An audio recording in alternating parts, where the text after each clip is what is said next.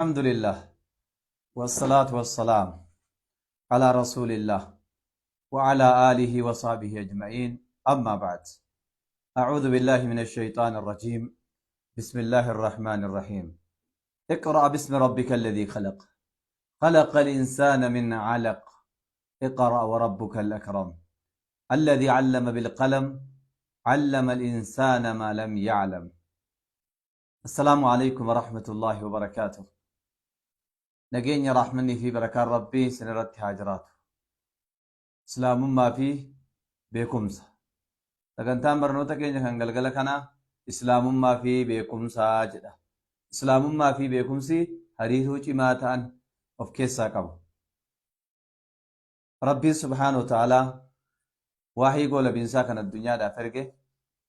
النبي قول بإنسا وخاتم النبيين نبي محمد صلى الله عليه وسلم الرتبوسه كان التين إيقاله علمي ده رقا كانت ربي القرآن كيستي سورة العلق سورة سقلتمي جافة آيات تكوان جاجلت وأنجد اقرأ باسم ربك الذي خلق، خلق الإنسان من علق، اقرأ وربك الأكرم، الذي علم بالقلم، علم الإنسان ما لم يعلم.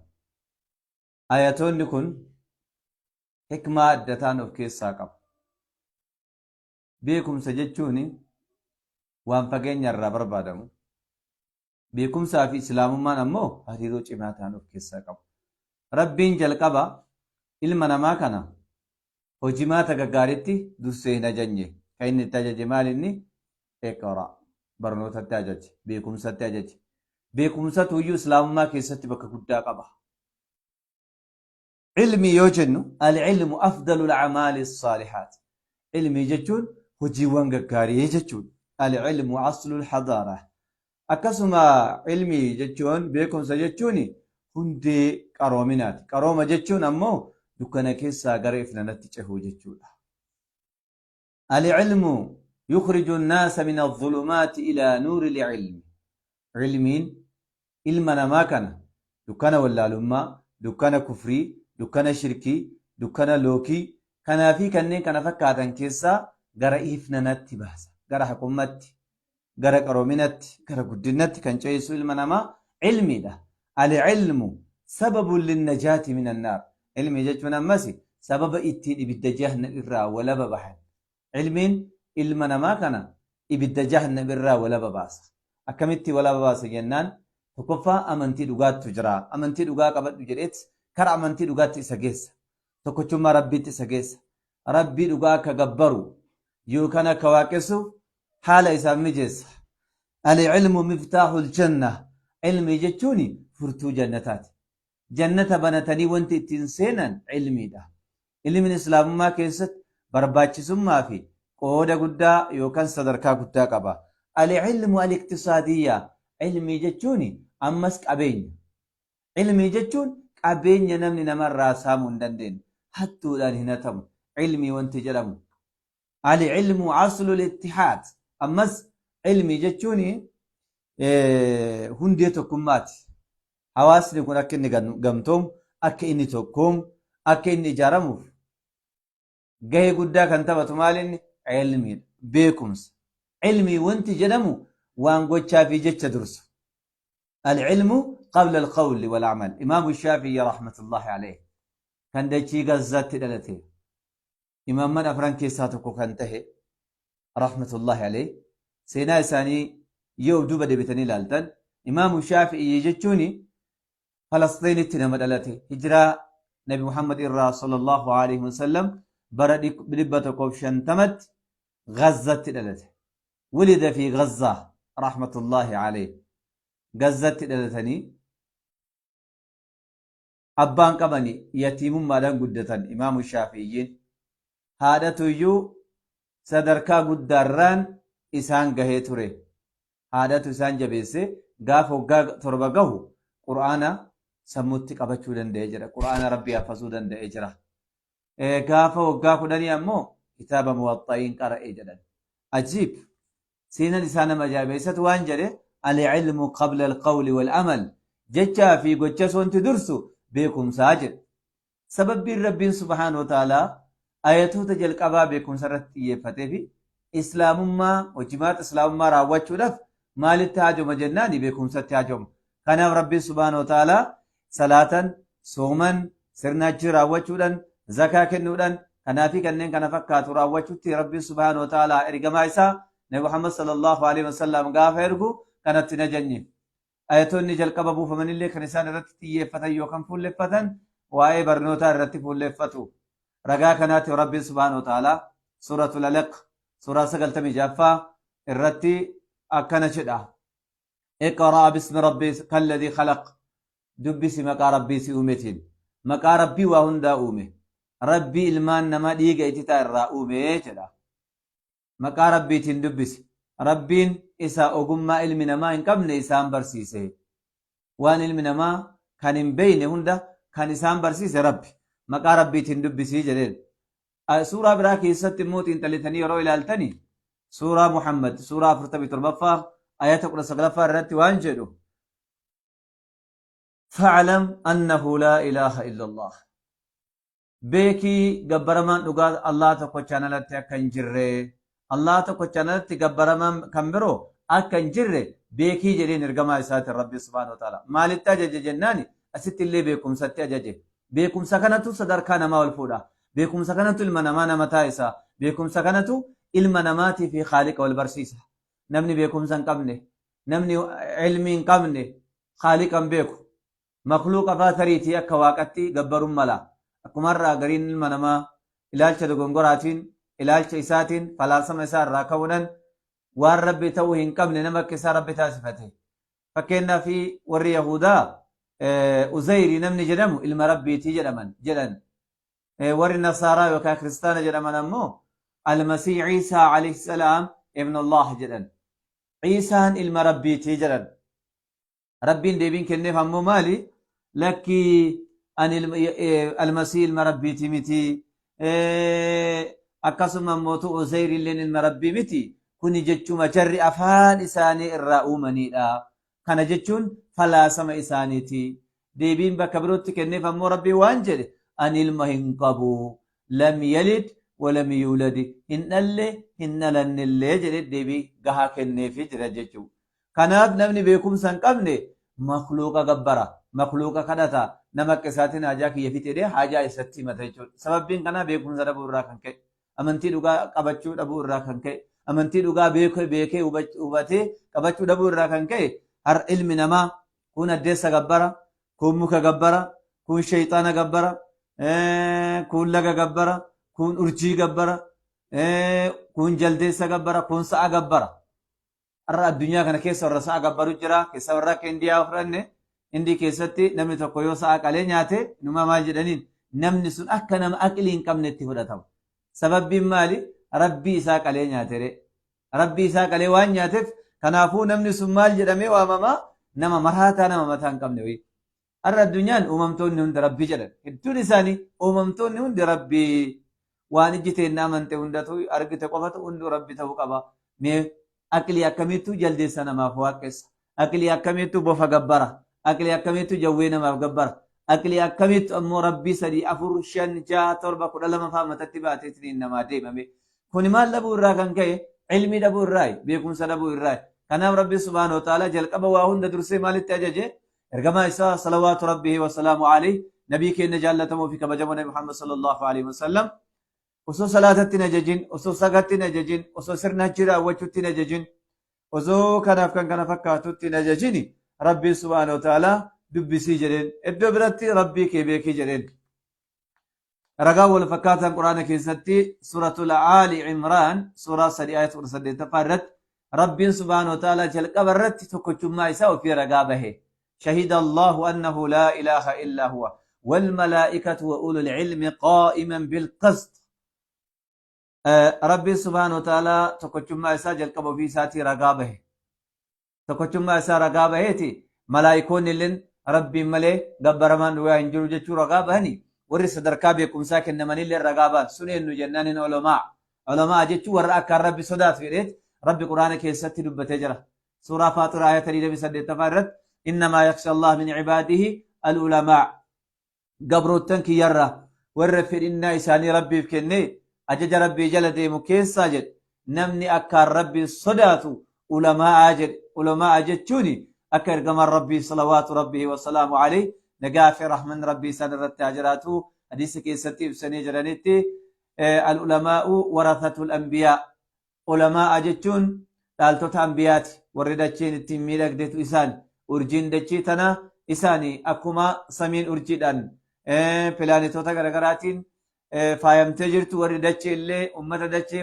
kan faaye kan bareeche kan miidhagse eenyunni jalqaba ambiyoota warri ambiyoota irraa bakka bu'e ammoo ulamaa'o ulamaa'otatu dachee kana akka isiin bareeddu taayisan sababbiin maali waan rabbi subhaanahu wa ta'ala isaan barsiisisan ilma namaatti himuudhaan akka isaan karaa sirrii daandii dhugaa akkaataa isaan kaaliqa itti gabbaraniitiin hin deeman hunda isaan barsiisaniif jecha rabbi subhaanahu wa ta'ala ilmuma namaa keessa nabiyyoota filateeti gara ilmaan namaatitti erge kanaafuu warri tokkochummaa rabbii ragaa ba'een inni ulamaa akka keeyyata quraanaa suuratul aali imraaniin suuraa 3 ayat 85 ayata 18 alatti ibsametti tokkoffaa tokkochummaa rabbii kan ragaa ba'e rabbuma lama malaa'ikaadha sadi ulamaa'otatu tokkochummaa rabbii subhaanahu wa ta'ala rabbii tokko qofa akka ta'e ragaa bahan ilmii jechuun beekumsa jechuun sadarkaa ilma namaa kan ol fuudha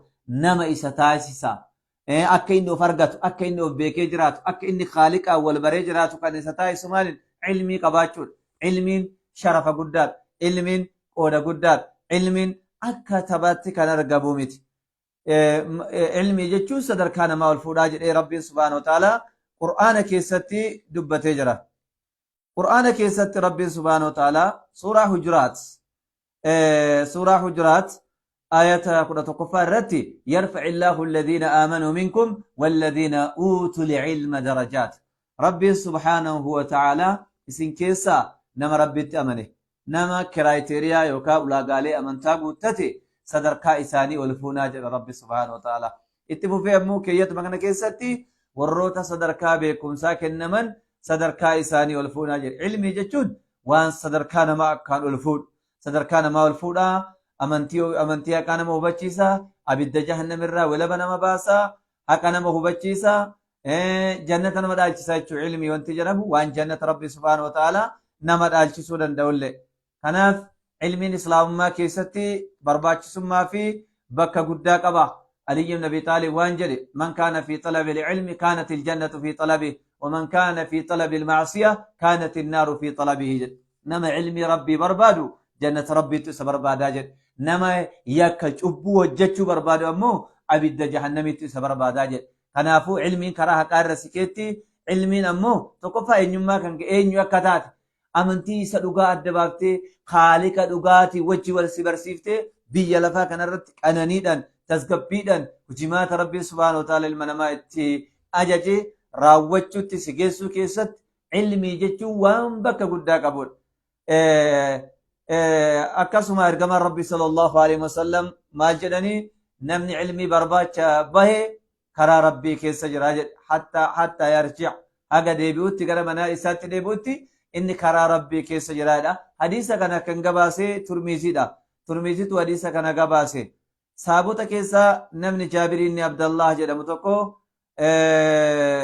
maal jedhe hadiisa tokkicha barachuuf jecha gara Abdallah ibn Umeysi deemsa ji'a tokko adeemee jedhe kanaafuu warri as dura mas'alaa takka barachuudhaaf jecha amna ji'a tokko deemaniiti ilmii baratan jechuudha akkaataa ilmiin nu biratti gatii dhabde kanaa miti warra as dura biratti ilmiin waan bakka guddaa qabu qabeenya isaaniitti dhangalaasuudhaan baratanii warra inumaa'uu mana gurguratee faa kitaaba bitateetu dura warra as duraa kana keessa kana jechuun maal ilmiitti qaqqabuudhaaf jechuudha ummanni as dura ilmiidhaan bakka guddaa qaban islaamummaadhaan bakka guddaa qabanii jalqaba osoo dhala namaan argatiin warra of argate ofirratti bobba'e warra siri'echi jedhan sanii wajji walii gale warra mataa isaa qalbii isaa sammuu isaa wajji walii galetu warri as duraa kun warri seenaa hojjechuu danda'e warra sani gariini haataaraa maal jedhanii waa lama hin quufamuu jedhan tokkoffaan ilmii barbaadu irraa namni duroomu hin jiru ilmii barbaadu irraa namni quufe hin jiru nama addunyaa kana keessa ilmii irraa duroomu hin argitan inni kaan ammoo nyaatarraa namni hin quufu ammallee. Nyaata namni inuma nyaata nama nyaatarraa duroome an addunyaa tana keessatti hin argine. Kanaafuu waa lamarraa hin duroomanii jedhan. Tokkoffaan ilmiidha. Lammaffaan maal inni nyaata. Nyaatarraa namni duroomu hin jiru. Namni fakkeenyaaf osoo arrabni isaatu fakkeenyaaf ilmi namaa kun qaamolee miiraa qaba. Qaamolee miiraa qaba. Aqlii qaba. Aqlii qabaachuutu nama isa taasise sababa loojikaawii fudhanna asumarratti. Aqlii qabaachuutu nama isa taasise. Aqlii kanatu qaamota miiraa isaa hundaayyuu ajaja. Isatu iyyuu gara hojimaata waan barbaadutti miira barbaadu hundaa'uu gammachuus haa ta'u gaddas haa ta'u kan sammuu namaa kan ajaju kakaasu eenyu jennaani qalbiidha. Fakkeenyaaf yoo qalbiin miirri beelaa qaamatti yoo argame kan jalqaba hubatu qalbiidha. Yookaan aqliitu hubata. Aqliin hubatteeti ergaa dabarsiti. Eenyutti dabarsite jennaan gara qaamni ilaaluutti. Sana booddee namni kushiinaa seenan miilli inni deemti miilan kushiinaa yookaan alawaadha dhaqeeti maal hojjeta shunkurtii makartafaa isaa fudhateet shunkurtii isaa karattafa. Sammuutu ajajaa bar sammuun shunkurtii kana karattafiidhaan asiin qixxaadhaa. Sana booddee qaamolee miiraa rabbi isaa kenne kana alhawaasul khamsii isa jedhamu kana qaamolee miiraa kan akka arraba funyaanii ija gurra harka yookaan gogaa isa jedhamu kan hundi isaaniitu hojii garaagara qaban. Innaa sani amma nyaata kana yeroo hojjetu waa meeqan hojjeta gurraan funyaaniin arrabaan nyaanni sun sooqidda qabaachuu fi qabaachuu dhabuusaa arrabatu mirkaneessa. Arrabaan sooqidda qabaachuusaa arrabaan mirkaneeffata. Nyaanni sun gubateera moo hin gubanne bilchaateera moo hin bilchoomne ammas funyaaniin ogummaan isaa fuunfachuudha. Ijji mootu wanti sun gubateef hin gubanne addaan baasa jechuudha. Laa hawla walaa quwwata illaa billah. Kuni maal inni qananii rabbi subhaanahu wa ta'ala ilma namaatiin badhaasa. Isa kana waa hunda to'anna.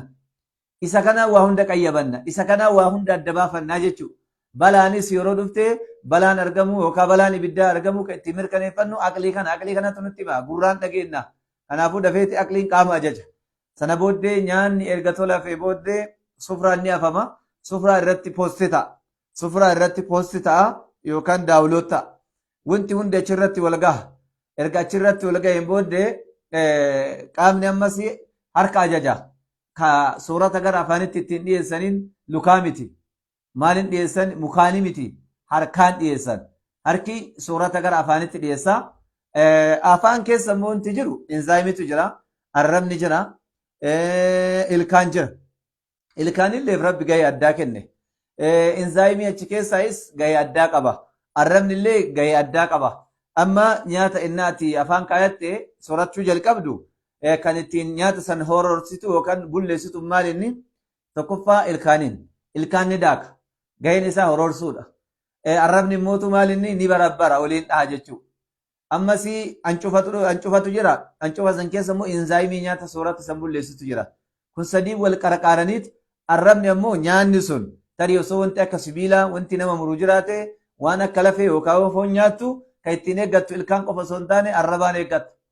Arrabarra innaa dhufu ilkaanirra innaa dhufu dafee arrabni wanti sun miidhaa guddaa waan qaqqabsiisu waan beekuuf arrabni sun ni to'ata. Arrabaan barbaaddee lafees haa ta'u waan biroos haa ta'u fuutee soorata san keessaa fuutee gattaa jechuudha. Erga arrabni qulqulleessee wanti sun bullaa'uu ta'uu erga barateen booddee gara laagaatti dabarsa. Laagaanis osoo hin dogongori fuudhee garamitti dabarsa gara garaachatti gaggeessaa jechuudha. Nyaanni arraba keessatti afaan keessatti daakamee hororfamee bullaa'amee inzaayimiidhaan deeggarame suni eessa dhaqa jennaani garaacha deema.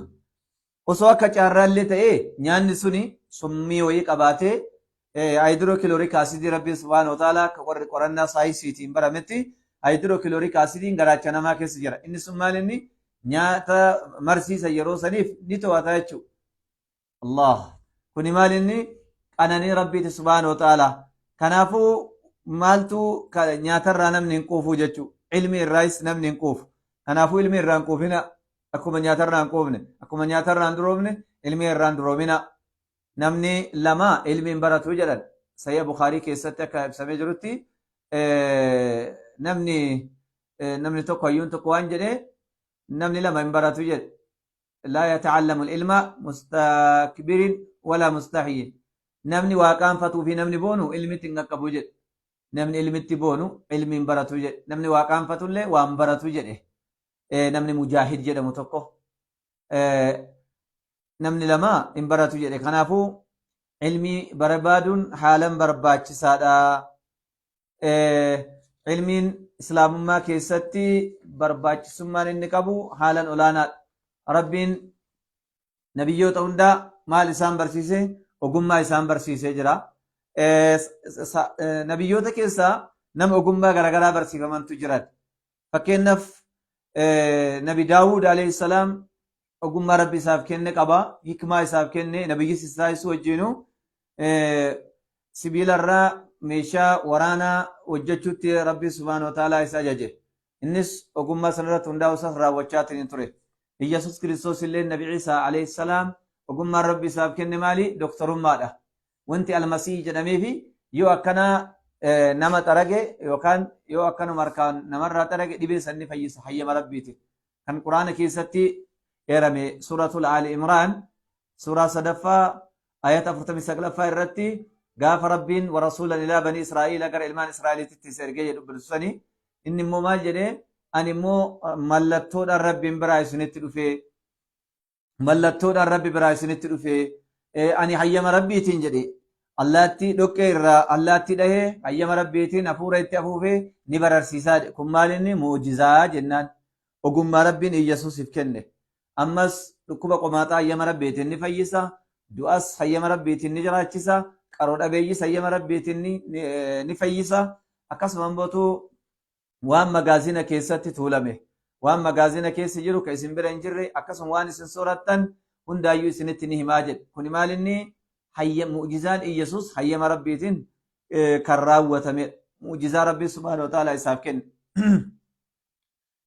ayat 48 irratti immoo waan jedhe ويعلمه الكتاب والحكمة والتوراة والإنجيل ويعلمه الكتاب كتاب يسبر ساجد أقوم برفما أكاسم أموتو يو توراة في إنجيل الله سبر ساجد رب عيسى عليه السلام توراة في إنجيل الله سبر ساجد أقوم الله أمو كان نمني زبنا سنين الترجمة ور إسرائيل أكا نبي ربي توسا إسا اتنبيك الرب سبحانه وتعالى معجزة إساف كن جتشو معجزة يسوس أيام ربي ترى وتمت إسا قفامتي معجزة وكدينكي كوجت أستي وري كريستانو تا بق إسانة تدوغن قراني فانا دايا تمالي جناني يسوس فيسا دا جت جت قفرت تتشان وانت إني راوچات ننطر مو معجزة ربي أكته ولا لنجتشو ثم مالني معجزة جتشون وان المنما بريتشي ديسون دندين وان hayyama rabbiitiin qofa raawwatamutu muujizaa jedhama jechuudha. Kanaafuu muujizaan Iyyasuus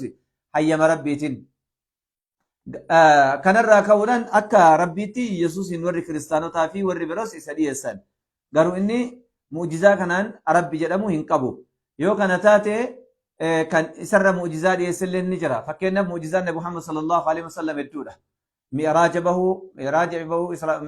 bahu jira. Akkasuma jiini bakka lamatti kan isaaniif qoodamu. akkasuma gaarree wajjin haasa'u fi kanneen kana fakkaatan hedduutu jiran. Ergamaan Rabbi sallallahu alaihi wasallam muujizaan Rabbi subhaanahu wa ta'ala isaaniif kenne hedduudha. Muujizaan biraa kan Rabbiin Nabi Muhammadiif kenne Qur'aana. Tokkoffaa Nabi Muhammad sallallahu alaihi wasallam barreessuu fi dubbisuu hin danda'u. Kun maalinni muujizaadha. Qur'aanni illee isaan irratti buufamuun ammoo maalinni muujizaawwaniiti. Kanaaf Qur'aanni al-Qur'aanu muujizatun min muujizatil khaalidiyyaa wa abadiyyaa kanaaf jedhame. akkasuma Muusaa illee alayhi salaami bahaara bakka 12tti qoodee jira kun ogummaa rabbii subhaanahu wa ta'ala Muusaadhaaf kenne inni biraa Iyyaasuu namni jedhamu akka macaafa warra amantaa kiristaanaa keessatti ibsamee jirutti du'aa jiraachisee jira jedha hedduutu iyyuu jira kun maal inni mu'jizaadha malee jarri mu'jizaa rabbiin isaaniif kenne kanarratti hundaa'uudhaan ilmi namaa isaan rabbi taasisu dogongora guddaadha jechuudha kanaaf dogongora akkanaa irraa deebi'uudhaaf maaltu barbaachisaa jennaani ilmitu barbaachisa beekumsatu barbaachisa imaamu shaafi'iin kanaaf maal jedhe al-ilmu qabla al-qawli wal-amal knowledge come before speech and work jechaa fi gocha kan dursu ilmiidha jedhe beekutu dursaa jedhe kanaaf rabbiin quraana keessatti beekumsaan salaatallee dursee sirna zakaallee dursee sirna hajjii gaggeessuu raawwachuu soomallee dursee wanti rabbiin beekumsaan dursee fi ilmi namaa akka beekee raawwatuuf jechuudha kanaaf wanti martii milkaa'ina illee argachuuni kan danda'uun ilmiidhaan islaamummaa keessatti ilmiin ammoo sadarkaa guddaa qaba bakka guddaa qaba qur'aana yeroo jenne qur'aanni waahii goolabinsaa ta'e kun kitaaba beekumsaati qur'aanaa fi hadiisa keessa wanti jiru hundi isaaniitu beekumsa ilmiidha rabbiin nabiyyoota hundaa qooda garagaraa isaaniif kenneet isaan erge jechuudha kanaaf nabi muhammad yeroo fudhanne salawaatu rabbii wa salaamu alayhi rabbi subhanahu wa ta'ala isaanii waa takka barreessus dubbisus hin dandeenye irratti qur'aana kana buuse eenyutu rabbi biraa qur'aana fidee nabi muhammadiin barsiise kan jedhamuuf ammoo nabi kan barsiise malaayikaa guddicha jibriil kan kochoo 600 qabu malakaa jibriil yookaan gaabreelitu qur'aana rabbi biraa fidee nabi muhammadiin barsiise ragaa kanaatiif qur'aanni suuratul najmiin suuraa 53ffaa آيات شنفة الرتي علمه شديد القوى نما جبته ربي برافده قرآن نبي محمد برسي سجد أما ربي النبي آدمين وانت سبرسيس مكا وانتو تهندا سبرسيس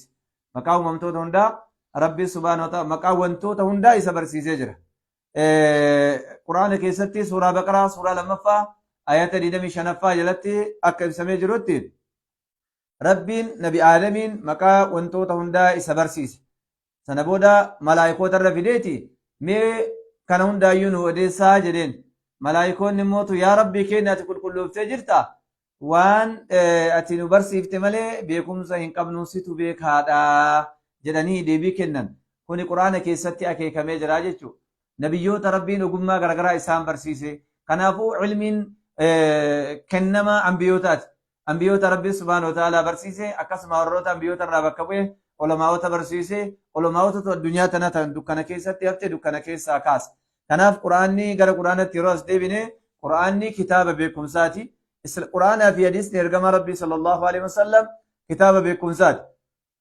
amantaa islaamaa keessatti beekumsaan alatti wanti raawwatamu hin jiru soomuudhaaf beekumsaa wajji wal qabata beekuun barbaachisaadha salaata raawwachuudhaaf yookaan salaatuudhaaf jechuudha akkaataa itti salaatan akkaataa itti wadda'atan akkaataa itti qulqullaa'an kanaa fi kan kana fakkaatan beekuu nama gaafata kana hoo maaltu itti ajaja jennaan islaamummaatu itti ajaja kanaafuu salaataafis sirna hajjii raawwachuudhaafis beekumsi haalaan barbaachisaadha barbaachisummaan beekumsaa bakka guddaa qaba warroonni beekumsa irratti bobba'an addunyaa kana guutuu kan jijjiiran hedduutu jiran fakkeenyaaf quraana keenya yeroo fudhanne kitaaba beekumsaa wajjii wal qabatu jenne quraanni kun kitaaba waa'ee kawnii dubbatu kitaaba waa'ee big bang theory waa'ee geology astronomy waa'ee mathematics kanaa fi kanneen kana fakkaatutu kan dubbatutu qur'aana jaarraa nabi muhammad sallallahu alaihi wasallam keessa ergaman sana wanti har'a qorannaa saayinsii ammayyaatiin barame kun hin beekamu ture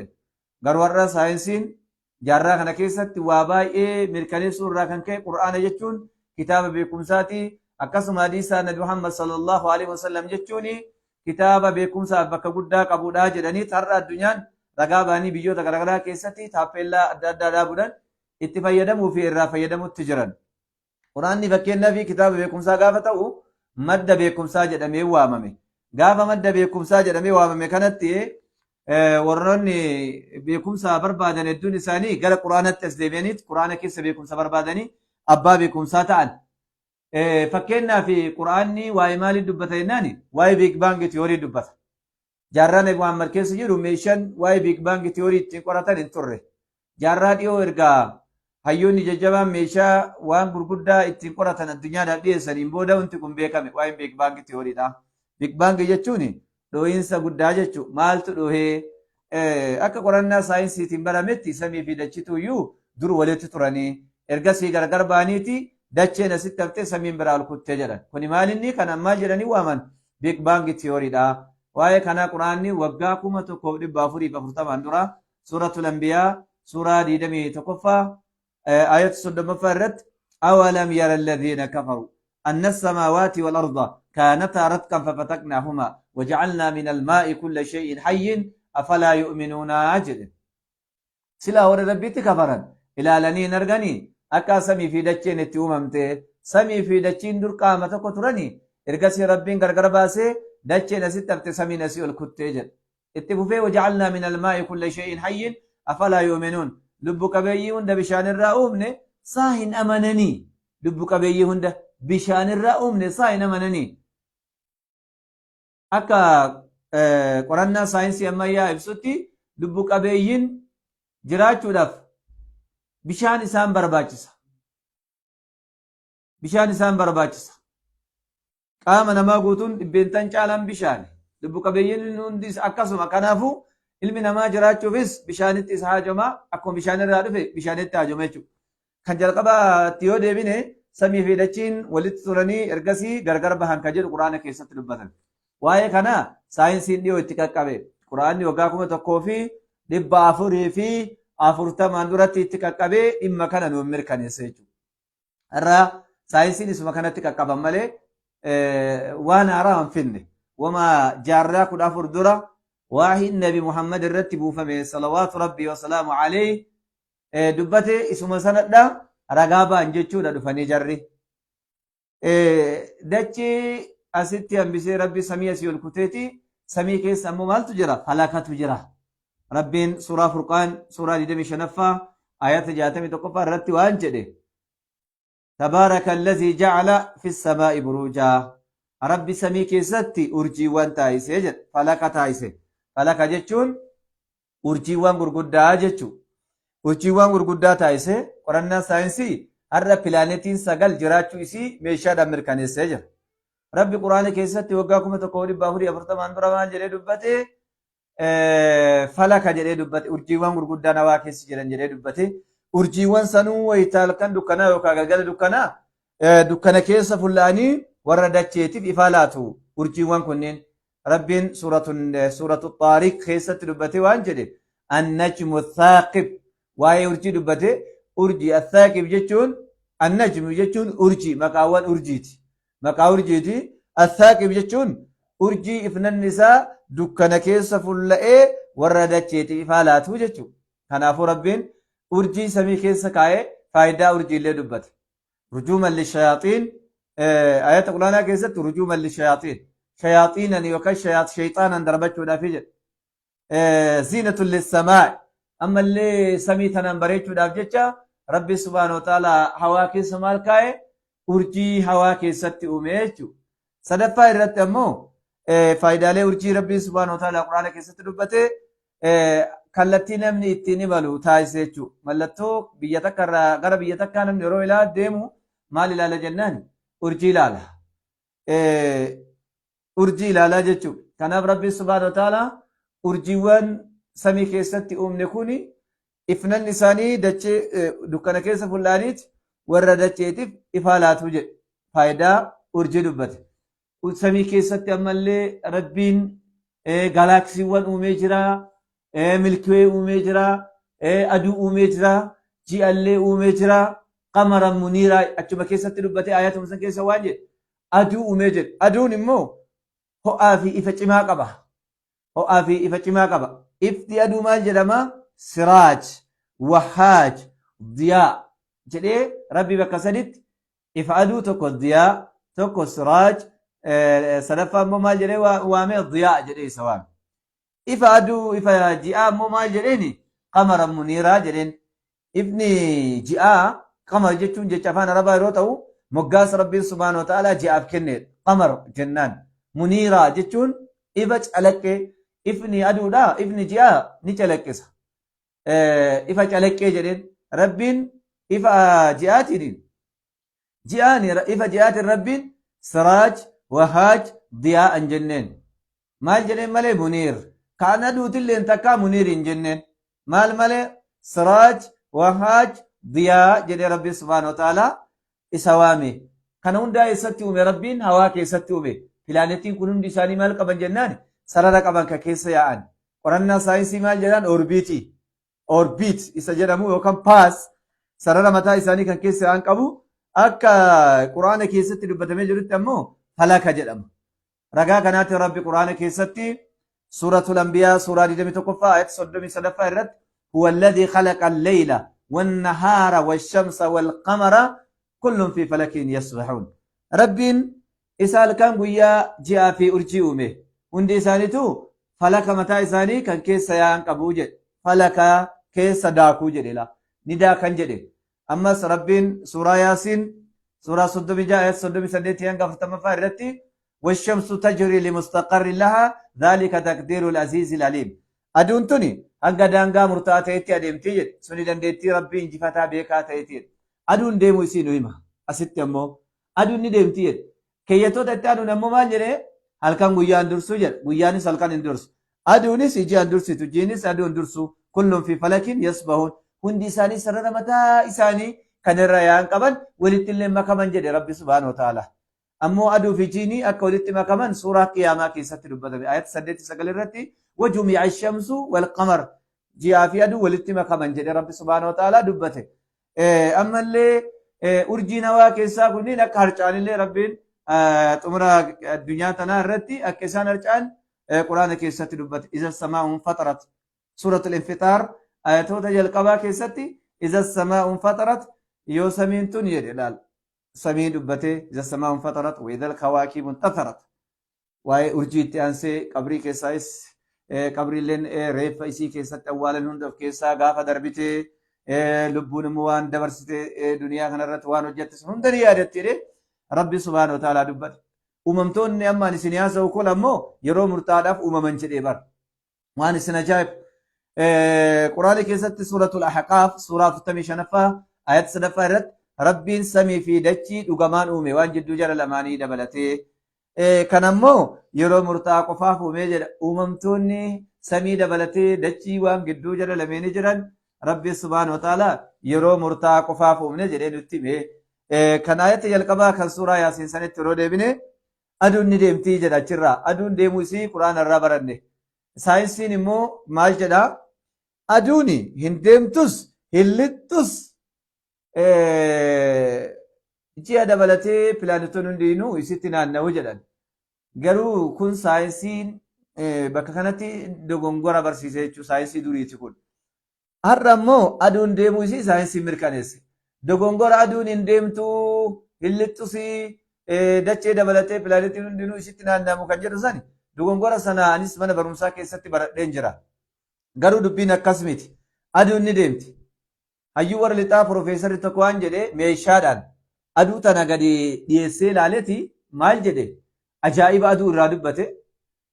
Aduu yoo nuti hawaa keessatti ol ilaallu waan hin deemne fakkaatutu jedhe sa'aatii takka keessatti maayilii yookaan miilii 43,200 imaltii jedhe. Maayilii 43,200 imaltii jedhee dubbate laa. Maayilii 43,200 daqiiqaa takka keessatti maayilii 720 akka isiin imaltu nutti hime qorannaadhaan mirkaneesse. Sana booddee ajaa'iba ayata quraanaa suuraa yaasiin suuraa 36 ayat 38 dhufe maal jedhee quraanni kun jedhe jaarraa nabi Muhammad sallallahu alaihi wasallam keessa ergaman sana buufame isaan irratti buufame kun meeshaan hin jiru jedhe meeshaan waa'ee aduu waa'ee big bang theory waa'ee geology waa'ee universe waa'ee imperiology waa'ee atomii yookaan misqaala dharraa waa'ee botonii waa'ee theology waan kanaa fi kan kana fakkaatan hunda ittiin qoratan jaarraa nabi Muhammad sallallahu alaihi wasallam keessa inuma hin beekamu jedhe. Kanaafuu ani asirratti yaada tokkoon qabaa jedhe. Quraanni gaafa addunyaan jecha rabbiiti miti jecha Muhammad jette quraanni tasuma jecha Muhammad ta'uu hin danda'u jedhe. Osoo jecha Muhammad ka ta'u taate ani fudhu jedhe addunyaan isii fudhattu jedhe. Sababbiin addunyaallee fudhachuu diddee anis fudhachuu didee fi nabi Muhammad nabiyyii barreessuu dubbisuu hin dandeenye jedhe. Kunu maaliin quraanni kalaama Muhammad ta'uu kanaafuu hin danda'u jedhe. Lammaffaa ammallee quraanni waa'ee saayinsii dubbataa jedhe. Ayatoonni quraanaa 6,236 suuraa 114 ayatoota 1,600 ol waa'ee saayinsii dubbata. Kana keessaa dhibbeentaa 80 saayinsiin itti qaqqabee jira. Dhugaa ta'uu isaas irra ga'ee jira. Waan quraanni jaarraa 14 dura dubbate har'a saayinsiin itti qaqqabeeti dubbiin sun dhuga jedhee jala sarare. Kanaaf har'a saayintistichi sun maal jedhee quraanni jedhe quraanni kun jedhe jecha rabbiiti malee jecha Muhammadiiti miti jedhe. Sababbiin isaa zamana san waa'een aduu meeshaadhaan wanti qoratame hin jiru jedhe. Jaarraa dhiyoo keessa Galiliyoo Galiilee faanti teleeskooppii hojjetanii inni kaanis kan biraa hojjete inni kaanis kan biraa hojjete akka Niikolaas Kopparnikaas fa'aa seencharii 15 bara 1512 qorannaadhaaf lafaa ka'ee namoonni hedduun saayintistoonni hedduun fagoon deemanii ture akka Sir Francis Drake namni jedhamu tokko jaarraa 17ffaa keessa warra qorannaadhaaf lafaa ka'e namni fagoo deemuun sodaata gara samii deemuullee sodaata garra irraa gadi qulla waan sodaataniif fagoon deeman turan fagoo waan hin deemneef yeroo san keessatti qorannaadhaan hin beekaman erga qorannaan Soviet Raashiyaa jaarraa 19 seencharii 19ffaa keessayyuu qorannaan hawaa jabaatee kan itti fufee jaarraa 19ffaa keessa bara 1945 irstartii ta'ee keessa bara 1963 faa addeessa faa maalii kana qoranne jedhanii yeroo saayinsii wantoonni beeksisan akkas Edwin namni jedhamu tokkollee meeshaa isaa fe'atee sagantaa Apollo 11ffaa baafateeti dhuma kurnee kurnaffaa bara 1970 lammii biyya Ameerikaa kan ta'e hawaa abuuree jedheeti deebi'ee waan sanaa nutti hime. San dura osoo waan abuuriin dura wanti isaan raawwachaa hin turani saayintistoonni waan akka hantuuta gara samiitti meeshaadhaan darbataa turan.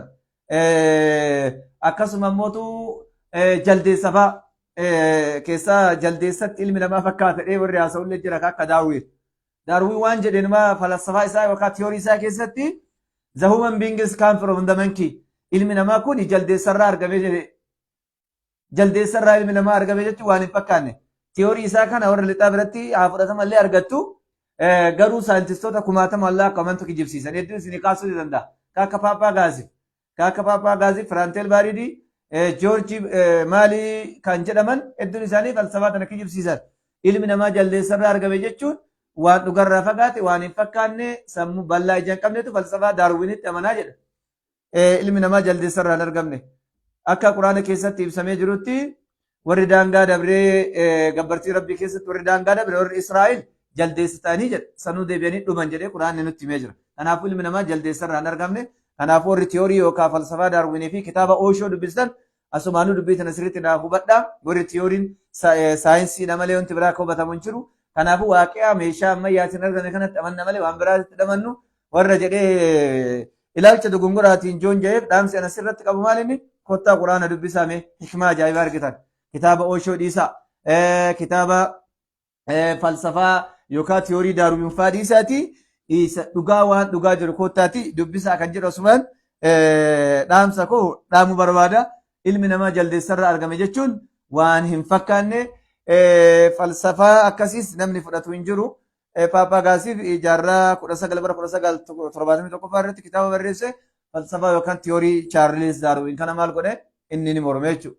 Kanaaf jechi warra lixaa waa'ee aduu ilaalchisee waan jedhee aduun ni deemti jedhee akka dursanii miti. Aduun ni deemti jedhe. Aduun hin deemtu kan jedhe immoo Niikulaas Koopparnikaas jaarraa 15 bara 1512 keessatti aduun hin deemtu sillixxus yaadedhu kan lafa kaa'e isa ture. Saayintistoonni hedduu waa'ee kanaa mormanii amma dhugaa jirtu maal godhan dhufaniit irra ganii barsiisaatiin hin jiran jechuudha.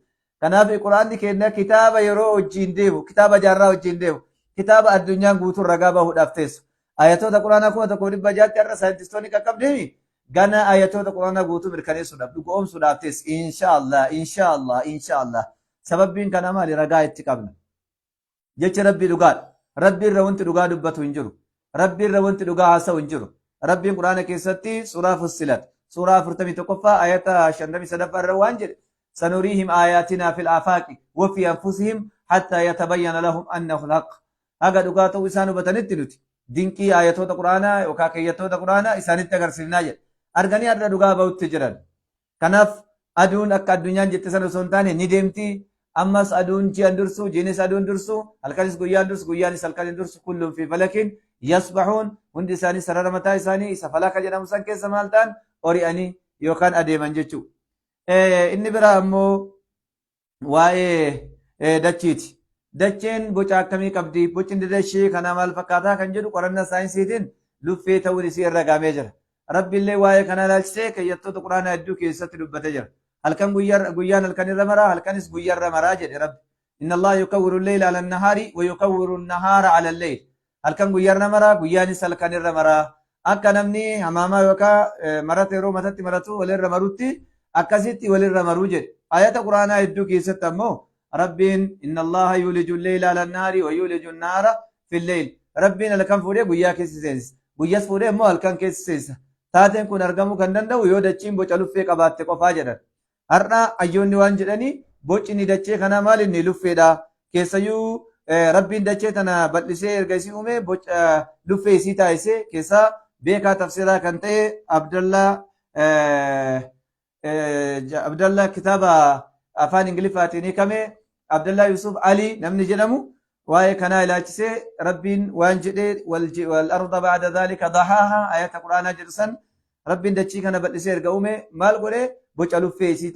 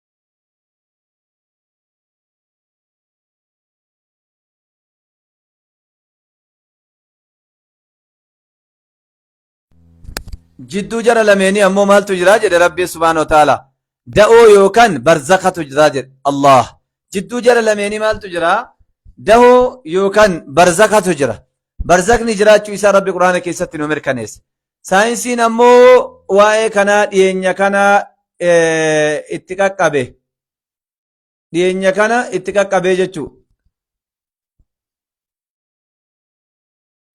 sagaleen kiyyan dhagamaami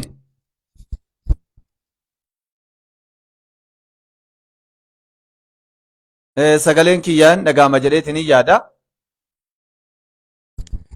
waa'ee galaanaa wajjii wal qabatee qorannaa saayinsiitiin akka baramee jirutti galaanni kun bakka lamatti qoodamaa inni kaan mi'aawaa inni kaan sooqiin dalangaggaawaadha waa'ee kanaarra meeshaadhaan itti qaqqabanii jidduu jara lamaanii barzakatu jira jedhan da'ootu jira walitti hin makaman jedhe rabbiin quraana keessatti waggaa 1440 dura da'oon jiraachuu isaa nuuf ifoomsee maal jedhe suuratul rahmaan suuraa rahmaan ayata 19 fi 20 irratti marajal bahareen yaltaqiyaan beynahumaa barzakhun laa yabkhiyaan rabbiin galaanota lama kan wal qunnaman taasisee gadi lakkisee jedhe jidduu jara lamaanii da'ootu jira afaan arabaatiin barzakh jedhama walitti hin makamanii jedhe waa'een kana waggaa 1440 dura quraana mirkanaa'e saayinsiin immoo irratti qaqqabe saayinsiin ammoo ganaatti qaqqabuudhaaf ta'a gana dhugaa jirtu himuudhaaf ta'a addunyaa tana inshaallah inuma islaamummaan hadhas dhugaadha borus dhugaadha quraanni illee kalaama rabbii har'as kalaama rabbii borus kalaama rabbii jaarraa hadhas kalaama rabbii ilaa qiyaamisaa kitaaba dhugoomina isaa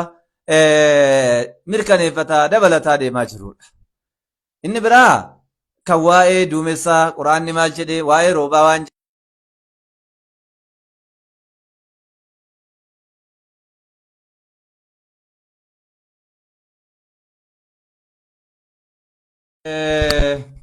inshallah yeroo biroo bal'innaan itti deebinee kan irraa dubbannu ta'a rabbi jedhe kan bal'innaan irraa dubbannu ta'a kanaaf islaamummaa jechuun amantaa beekumsaati islaamummaa jechuun amantaa dandeettii sammuudhaan namaa wajji wal simtu islaamummaa jechuun amantaa wajjimaatati islaamummaa jechuun amantaa furmaatati warri addunyaa tana addunyaa furmaata dhabdee addunyaa dukkana wallaalummaatiin kufte addunyaa qaroomina dhabdee akka isiin qaroomina argattu akka isiin adilii argattu taasisee muslimtoota turan hayyoonni muslimtoota jaarraalee 12 dura bara awurooppaan darkii eejii keessa turte addunyaa tana dukkana keessa gara qaroominatti gara adilitti gara walqixxummaatti namni geessaatiin hin turan nabi muhammad sallallahu alaihi wasallam namni akka isaanii adilii addunyaa tana dhaalchise hin jiru namni akka isaanii beekumsa addunyaa tana obaase hin jiru namni akka isaanii tokkummaa addunyaa tana dhaalchise hin jiru namni akka isaanii sirna hoggansaa addunyaa barsiise hin jiru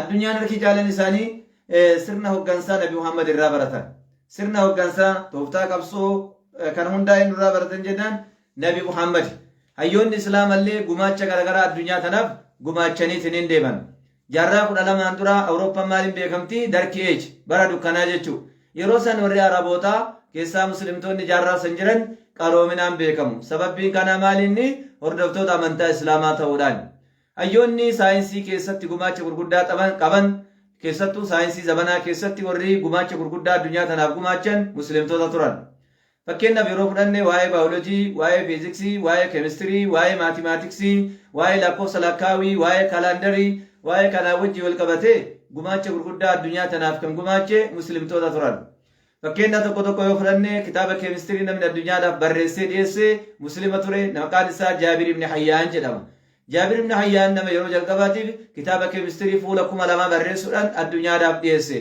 keemistiriin damee lama qaba bootonii fi orgaanikii fi inorgaanikii jedhama innilleen keemistirii inorgaanikiidhaaf abbaadha inni hayyuu muslimaati kitaabni keemistirii jedhamu hanga jaarraa 17ffaatti akka saayinsii zamanaatti hin fudhatamne ture namni akka saayinsii zamanaatti fudhatamuu qaba jedhee karaa banee antoo illaa boysarii nama jedhamu jaarraa 17ffaa bara 1740 irraa eegalee hanga 94tti kitaabni keemistirii jedhamu akka saayinsii zamanaatti fudhatamuu qaba jedhee karaa bane jechi keemistirii jedhamu jecha afaan arabaa alkeemiyaa jedhamurraa kan dagaageedha kanaaf keemistiriin waa'ee maalii akka qoratu kanaafuu barattoonni fi akkasuma namoonni hedduun waa'ee kanaa ni beekanii jedhu kanaaf jaabir ibn hayyaan hayyuu islaamaa keemistirii addunyaadhaaf gumaache keessaa isaan gafa kan inni ittiin beekamu keemistirii inorgaanikiidha the father of chemistry jedhamee seenaa addunyaa keessatti galmaa'e gama baayoloojiitti yeroo as dhufne baayoloojiin damee lama qaba bootonii fi ziyoolojii jedhama. Damee saayinsii baayolojii bootonii fi ziyoolojiitiin kan beekamu saayintistii muslimaa nama maqaan isaa Asmaa jedhama.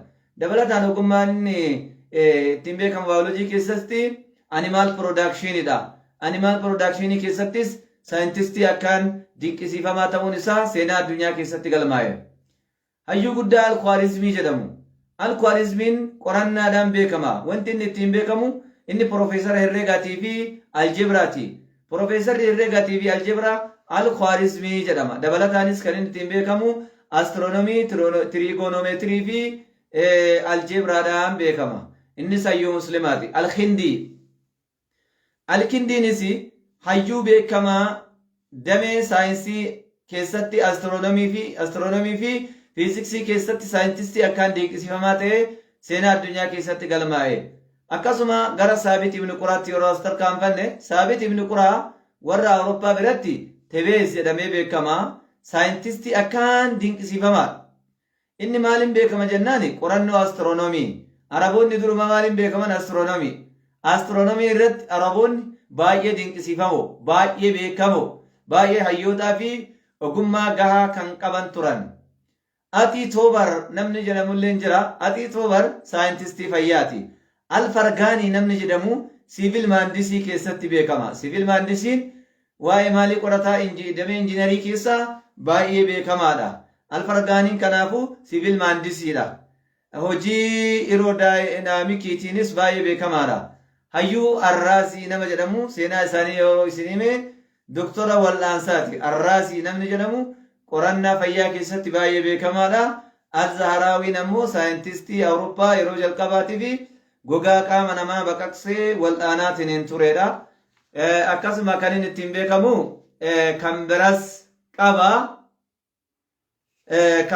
qabaa jechuudha.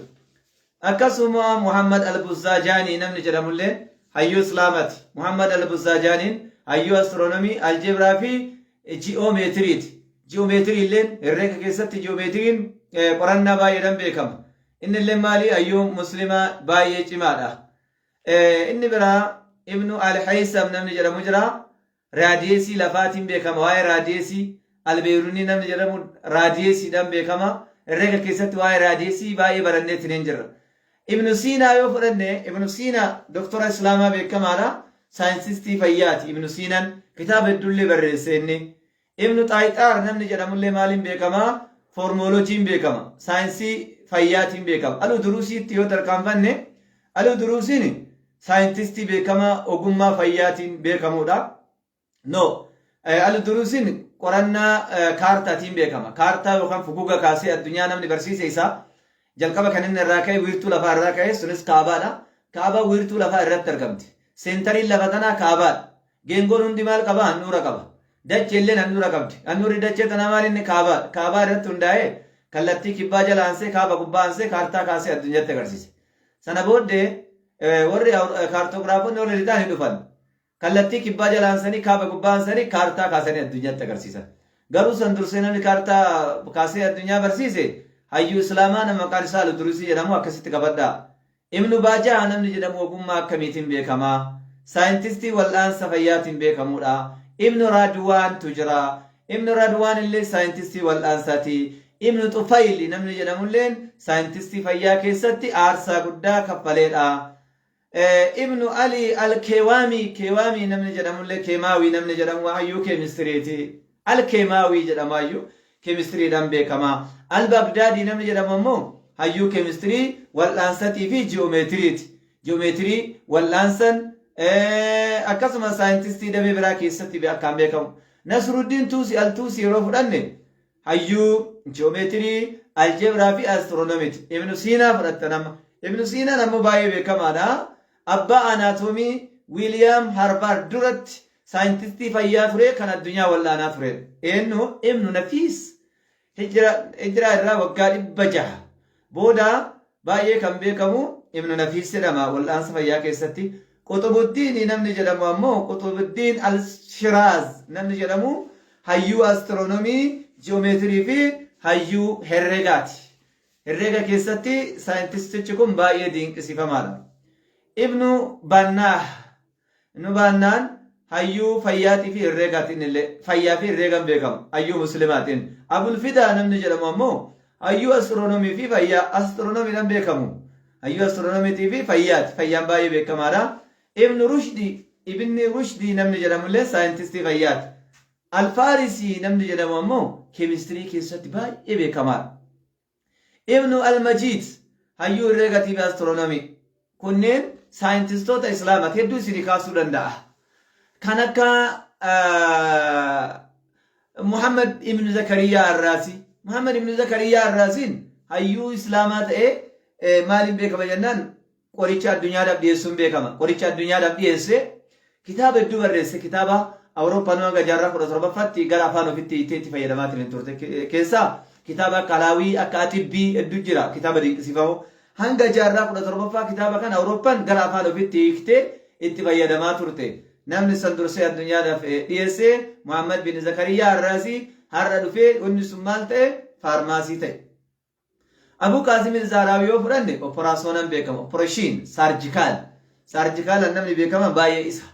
Kitaaba hedduu qaba kan waa'ee fayyaa irra barreesse. Keessaa kitaaba akka maal jedhama seetanii kitaabni isaa tasriif jedhama. Kitaaba tasriif jedhamu tokko addunyaa kanaa gumaachee deeme. Fuula 1000 of keessaa qaba. Waa'ee fayyaa irratti kitaabilee barraa'e keessaa akka isaatiin kan dorgomeen jiru. Albeeruunii yoo fudhanne immoo maaliin beekama jennaan inni seera sochii Niwutoon. Seerri sochii Niwutoon sadii ture fiiziksii keessatti beekamaadha. Seera sochii Niwutoon tokkoffaa jira. Loo of inershiyaa seera sochii Niwutoon lammaffaa fi sadaffaa waggaa 600 dursee namni beekamu Isaak Niwutoon dursee hayyuu islaamaa maqaan isaa Albeeruunii jedhamudha. Diyaameetirii mul'ii lafaa irrattis baay'ee beekamaadha. Gumaachi biroo kan muslimtoonni addunyaa kanaa gumaachan lakkoofsa kalaandarii lakkoofsa lakkaawiiti. Lakkoofsi lakkaawii lafa kanarra jiru tokko lakkoofsa araboota inni kaan hindoota. Lakkoofsa warri araba addunyaa kanaa gumaachee kan itti fayyadamaa jiru faranjoota. Araboonni kan itti fayyadamaa jiran kan hindootaati. Kanaaf warri lixaa seenaa tana ni hatan jechuudha. Seenaa gariin isaanii nyaatan gariin ni faalan. Sababbiin kana maali? Warri seenaa faaluu fi seenaa hatuun beekamu addunyaa kanarraa eenyu duulaa garagaraatu ture. Duulaa Tataar duula Mogoolii Afaa keessatti kitaabilee islaamaa hedduutu barbadaa'ee ture. Namoota hedduutu achi keessatti duula san keessatti barbadaa'e. Kitaabilee gurguddaa hedduu hayyoon islaamaa barreessan hedduun isaanii dhabame. Yeroo san keessa warri Awurooppaa kitaaba hedduu hatanii jiran. Kitaabileen hedduun achi keessatti warra lixaatiin hedduu isaanii maal ta'anii ni hataman. Kanaafuu hadha xiyyeeffannoon isaanii maal ture? Gara yuunivarsiitii Arabaa ture. Warri Awurooppaa inumaa wallaalummaa jala bahuu kan dandeenye maal jedhani ilmaan teenya yuunivarsiitii Arabaa ergannee achi barsiifachuutu nu fayyade silaa kufnee kaafnu ilmaan teenya Arabootatti ergannee yuunivarsiitii sanitti barachuutu nu badaadha jedhani. Hardhumaayyuu laayibirarii gurguddaan isaan qorataa jiran kan Islaamaati. Kan magaalaa Iraaq Baagdaad keessatti argamuu fi magaalaa guddittii Masrii Kaayiroo keessatti kan argamu har'a laayibirarii gurguddaa sanniin qorataa jiran. Muslimtoonni walumaa gala seenaa gurguddaa addunyaa kanaa gumaachanii deeman. Akkasuma khaliifaa lammaffaa kan ta'e Umar ibn al-Khattab yeroo jalqabaatiif Beeytal Maaliin hundeessee achumaan addunyaarraa baankii hundeessite. Ammallee inni Iraaq Malbariidaa hundeessee addunyaa poostaa hundeessite. Addunyaadhaaf namni kaka'umsa ta'e eenyu jennaan inni musliima. Muslimtoonni addunyaa kanaaf bu'aadha malee ba'aa miti. Oksijiiniin addunyaa tanaa muslimtoota. Addunyaan adda qilleensa oksijiinii malee jiraachuu hin dandeessu. Kanaafuu osoo Nabi Muhammad ergamuu dhabaatanii sila addunyaan tun dukkana wallaalummaa keessatti kuftee hafti turte. Kanaaf hawwiyyoo kabajamtoota hawaasa kennaa hanga ammaa teettanii na hordofuu keessaniif hedduu takkan isin galateeffadha, hedduu takkan isin dinqisiifadha. Rabbiin isin haa jaalatu. Ustaaza kiyya Ustaaza Hamzaa Takluu waarlasii kana inshaallah hin beekne chaarjarii fixatee natti fakkaate amma booddee isa kana fayyadamuun inumaayyuu hin taatu. Yoo Rabbi jedhe inshaallah sagantaa kana fooyyessinee yoo guutuu kan isin biran hin geenne taate irra deebi'eet bifa adda ta'e sagantaa kana isiniif hojjedhee isiniif ni dhiyeessa akka itti fayyadamtan. Kanaaf hawaasa keenya sirriitti jabaadha. Amantaan nuti harkaa qabnu amantaa jabduu, amantaa beekumsaan guutamte, amantaa hir'ina hin qabne, amantaa guutuu, amantaa namni fooyyessuutti hin haajomne, amantaa namni yaada ofii keessa galchuutti hin haajomne, amantaa of danda'e, amantaa haaromsuutti hin haajomne harkaa qabna. Kanaaf amantaa kana jabeessaatii qabadhaa. Baradhallee barachuu qofa miti hojiitti jijjiira. Hojiitti jijjiiruu qofa osoo hin taane ammas ergaa tana fuudhaatii warra musliima hin taane biraan gahaa addunyaa keessa facaasa. Kanaafuu dharaan dhugaa raasa. Dhugaa tanaan dhararaasa. Akkasitti warra ilaalcha dogongoraatiin faalamee jiru karaa haqaatti deebisaa isinin jedha. وآخر دعوانا أن الحمد لله رب العالمين.